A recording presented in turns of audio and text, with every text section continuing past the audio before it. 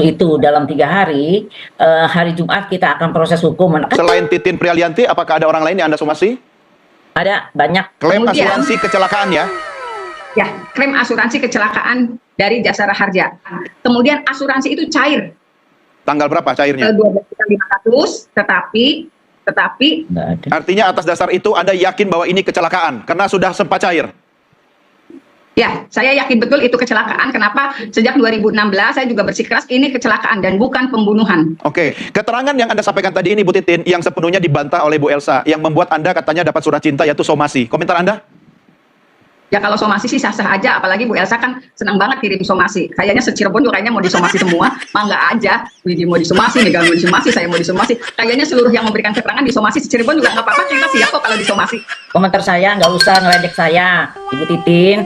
Terus-terusan Anda selalu menghina saya. Pertama bilang pusing, kemudian bilang halusinasi. Sekarang mau satu Cirebon mau saya somasi. Jangan kamu hina-hina saya, ya. Jelas saya somasi. Tapi hari Jumat akan kami laporkan. Oke, Bu Titin yakin yang Anda Tinggal dipertanggungjawabkan aja Bu Titin, jangan terus-terus menghina saya. Ya, Anda tidak pernah saya hina loh. Ya, Bu Titin ada yakin informasi yang disampaikan itu benar? Yakin, saya yakin betul karena memang Kita sudah proses nantinya hari Jumat membuat laporan polisi. Dan pembuktiannya gampang sekali.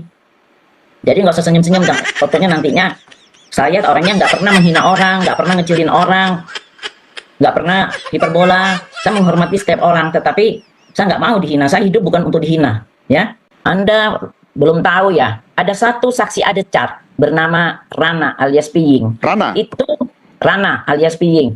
Jangan ketawa-ketawain saya. Siapa itu Bu Elsa? Rana, saksi adecat, saksi yang menguntungkan.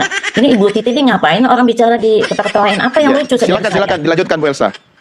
Sikap Anda itu benar-benar ya meremehkan orang. Emang kamu siapa sampai meremehkan orang? Nggak jelas orang bicara dia ketawa-ketawa. Ini orang serius, nanti kamu nggak bisa ketawa lagi loh. Mempertawakan orang. Artinya sangat mendukung. Ini sumpah. Apa yang lucu sih? Bu Titin, apa yang lucu dari diri saya ya? Ya, Bu Titin ada yang mau disampaikan, silakan. Ya, Bu Titin. Mempunyai kekuatan hukum. Tetap itu yang kita pegang. Jangan ketawa-ketawa, kita ahli hukum.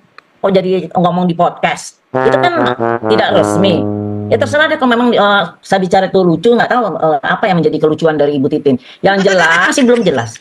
Jadi kita masih berpegang kepada putusan inkrah. Wah, saya merasa terhina dengan ketawa-ketawanya mempermalukan, mengejek saya ya. Ya, Bu, Kalian akan tertawa ngakak jika menonton video ini. Elsa Syarif somasi Ibu Titin, akan tetapi yang disomasi bukannya malah takut dan malah bikin emosi Elsa Syarif. Di video ini Elsa Syarif benar-benar emosi. Mari kita tonton video selengkapnya. Orang tua pelapor yang mengalami kecelakaan lalu lintas sudah mengajukan klaim asuransi. Informasinya cair 12,5 juta. Gara-gara inilah Elsa Syarif mensomasi Bu Titin ya. sudah cair katanya Bu Titin. Bu Elsa, komentarnya Bu Elsa. Iya, keterangan Ibu Titin tidak benar. Dan kami hari ini sudah somasi Ibu Titin. Dan dia tidak mencabut keterangannya yang palsu itu dalam 3 hari. Hari Jumat kita akan proses hukum. Jadi saya tidak akan bicara baik-baik dengan dia. Kita proses hukum aja dan kita buktikan kebenaran. Jika menurut komentar netizen mengatakan Elsa Syarif adalah duta somasi ya. Dia mengatakan telah mengajukan asuransi dan telah cair asuransi 12,5. Itu aja tinggal dibuktikan itu somasi, alamat kita kan nggak tahu. Tapi kan lawyernya yang telah memanfaatkan keterangan palsu mereka untuk PK ini ya terlibat dalam somasi. Saya juga dapat informasi sebetulnya cair karena gini, kalau anggota kepolisian dan TNI, TNI itu kalau kecelakaan tunggal dulu itu bisa cair separuhnya, tapi untuk masyarakat umum kan tidak bisa. Jadi angkanya dulu 12.500.000. Itu maksudnya separuhnya, 12,5 juta itu separuh. Ya, separuhnya. Ya, artinya angka itu keluar itu Anda punya bukti, Anda pernah melihat misalnya tanda terima atau bagaimana? Sebetulnya informasinya mungkin sudah sampai ke tim sus Mabes ya, bentukan Kapolri mungkin sudah sampai karena informasi itu beredar keras di Cirebon sejak 2016.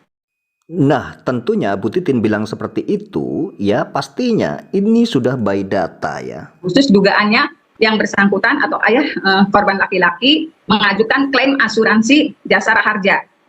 Itu kemudian, tetapi konstruksi itu berubah pada tanggal 31 setelah pada tanggal 30 malam itu ada cerita soal kesurupan. Tanggal 31 terjadi penangkapan. Kemudian asuransi itu cair. Tanggal berapa cairnya? 12.500, tetapi dibatalkan oleh orang tua korban laki-laki. Jadi sempat cair tetapi dibatalkan dan tidak jadi diambil. Sempat cair, dibatalkan, dan tidak jadi diambil, berarti awalnya ini sudah ada dugaan kecelakaan, kan berarti seperti itu ya. Keterangan yang Anda sampaikan tadi ini Bu Titin yang sepenuhnya dibantah oleh Bu Elsa yang membuat Anda katanya dapat surat cinta yaitu somasi. Komentar Anda? Ya kalau somasi sih sah-sah aja, apalagi Bu Elsa kan senang banget kirim somasi. Kayaknya se-Cirebon juga kayaknya mau disomasi semua, mangga aja. Widi mau disomasi, Mega mau disomasi, saya mau disomasi. Kayaknya seluruh yang memberikan keterangan disomasi se-Cirebon juga nggak apa-apa, kita siap kok kalau disomasi. Komentar saya nggak usah ngeledek saya, Ibu Titin. Terus-terusan Anda selalu menghina saya. Pertama bilang pusing, kemudian bilang halusinasi. Sekarang mau satu Cirebon mau saya somasi. Ini Anda ini selalu mau melakukan sesuatu yang hiperbola.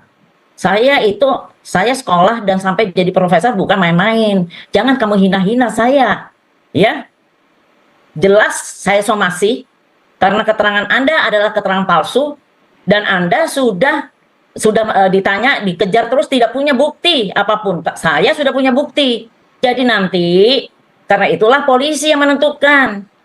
Tinggal Anda nanti ditanya polisi yang mana yang memberikan informasi. Kan gelagapan semuanya.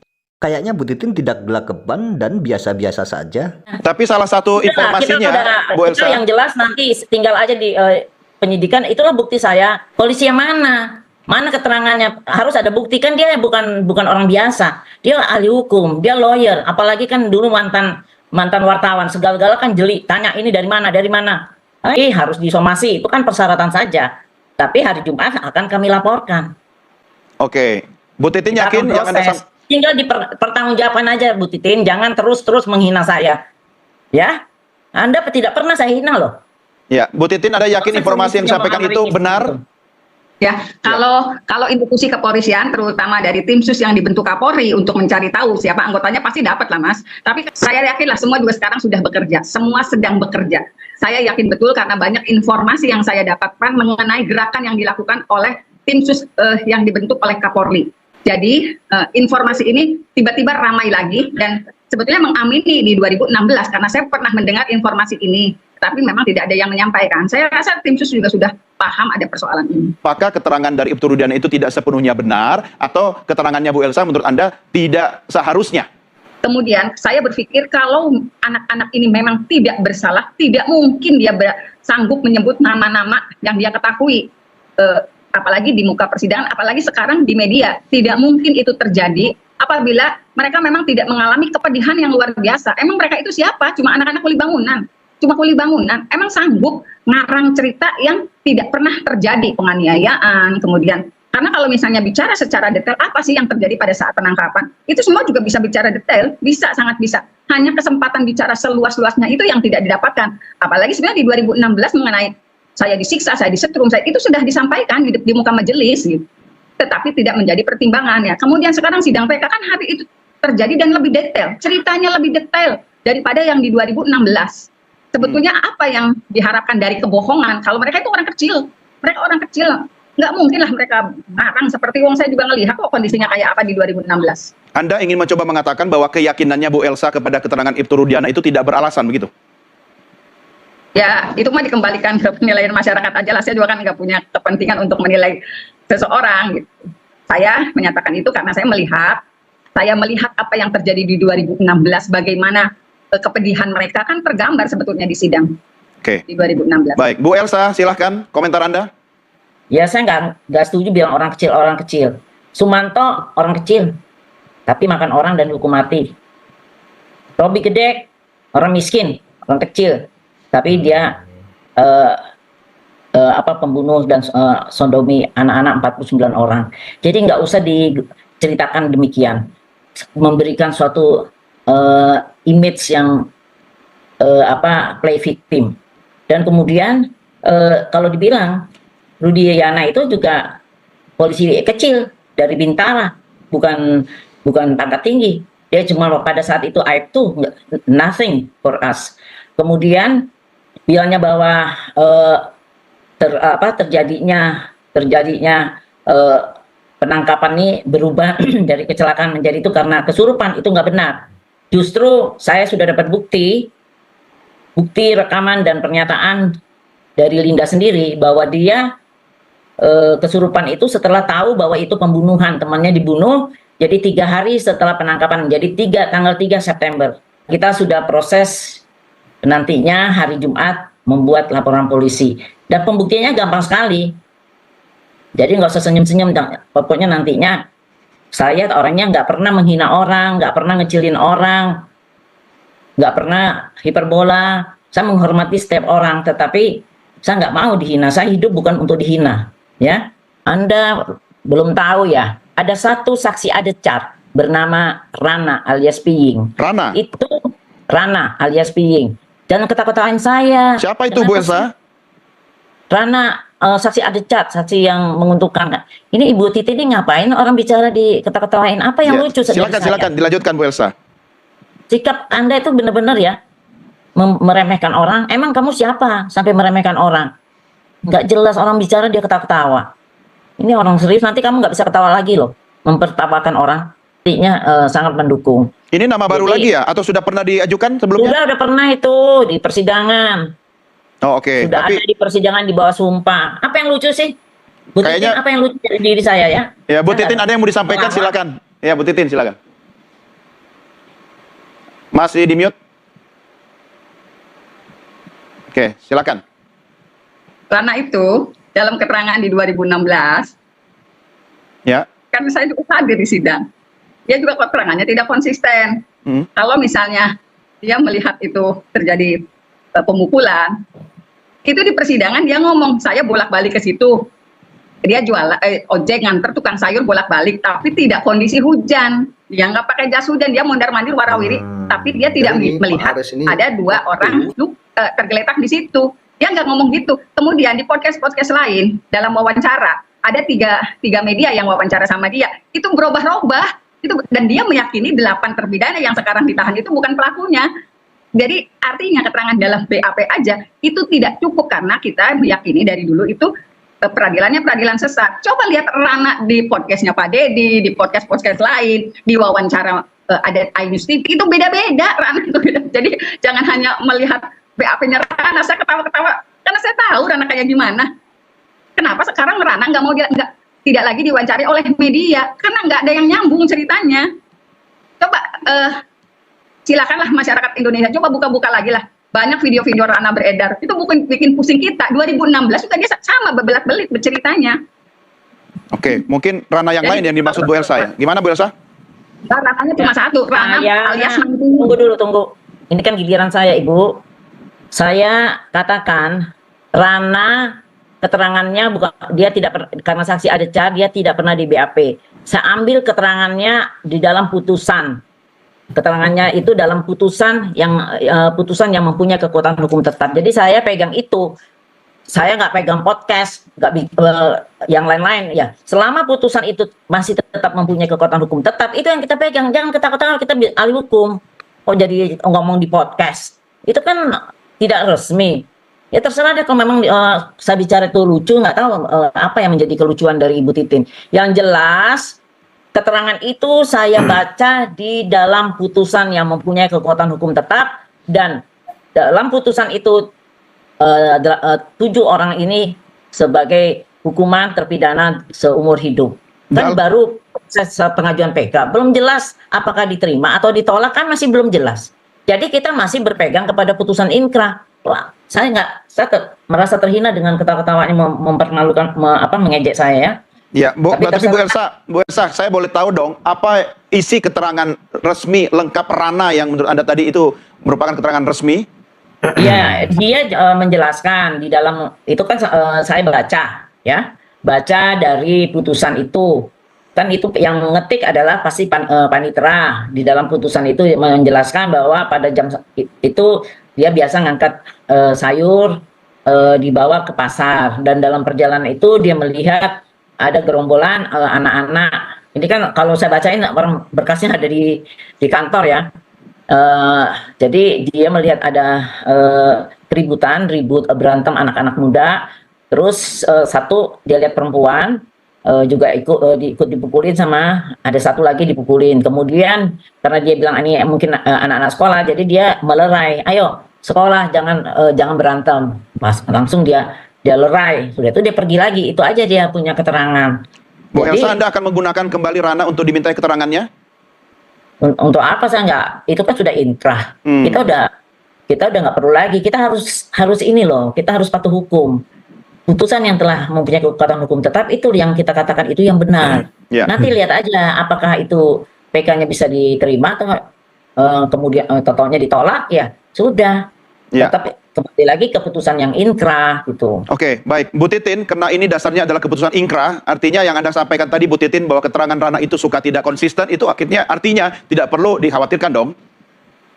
Begini, Rana itu di dalam persidangan 2016 dia hanya melihat 2 orang. Dia melihat ada 1 orang perempuan dan laki-laki di motor, kemudian ada 2 orang yang menghampiri. Tahu nggak yang ditunjuk Rana siapa? Waktu itu majelis menyatakan kira-kira orangnya seperti apa? Yang dia tunjuk Sudirman sama Saka. Jadi kenapa saya ketawa? Karena saya ingat si Rana tuh cuma nunjuk Sudirman sama Saka. Karena itu memang saksi itu dihadirkan oleh keluarganya Hadi. Ada di dalam putusan, saya mengenal Hadi, saya mengenal keluarga ini, tapi dia tidak mengenal Sudirman sama Saka. Jadi saya kenapa ketawa? Karena awalnya Rana itu dihadirkan untuk meringankan yang 5 terdakwa waktu itu, maka ditunjuklah Saka dengan Sudirman di persidangan. Yang tahu saya. Itu dasarnya Bu Titin ketawa-ketawa ya? Ya ketawa karena memang Rana tuh dulu nunjuk Sudirman ini pelakunya segini. Iya, maksud saya bukan ketawa karena lucu, tapi karena Anda sendiri ada di persidangan begitu, jadi ingat peristiwanya begitu ya? Ingat Rana tuh saya ketawa. Makanya di podcast yang katanya kalau tidak nggak peduli podcast, di kesaksian tuh cuma 2 orang yang dia lihat, yang dia tunjuk Sudirman sama Saka, karena itu klien saya. Oke. Coba baca dulu deh, baca lagi BAP-nya. Yang dia lihat cuma 2 orang kok, nggak segerombolan. Iya, Bu Elsa. Doni, nggak ada.